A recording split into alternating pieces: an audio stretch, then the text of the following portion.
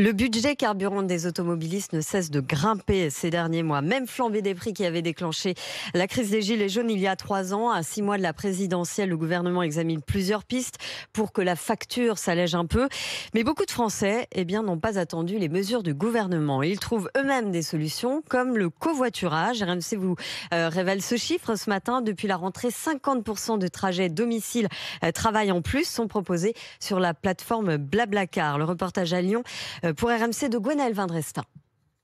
Ils sont 3 aujourd'hui dans la voiture de Nicolas. Entre Lyon et Bourgoin-Jallieu, le nombre de trajets proposés a explosé la semaine dernière et ce géomètre qui covoiture quotidiennement l'a remarqué. Depuis septembre, effectivement, il y a eu beaucoup plus de passagers, on les voit. Donc ça marche vite dans les deux sens. Il y a beaucoup de passagers, mais il y a beaucoup de conducteurs aussi. Assise à l'arrière, Elodie a choisi de vendre son véhicule pour covoiturer depuis la rentrée et faire des économies. Et cet ingénieur ne le regrette pas. Ah non, j'ai bien fait de vendre ma voiture et de profiter justement de ce service de covoiturage. À peu près par mois, c'était 300 €. Donc c'est un sacré coût financier. La hausse des prix des carburants explique en partie cet engouement qui devrait perdurer pour Adrien Taon, responsable de la plateforme de covoiturage Blablacar.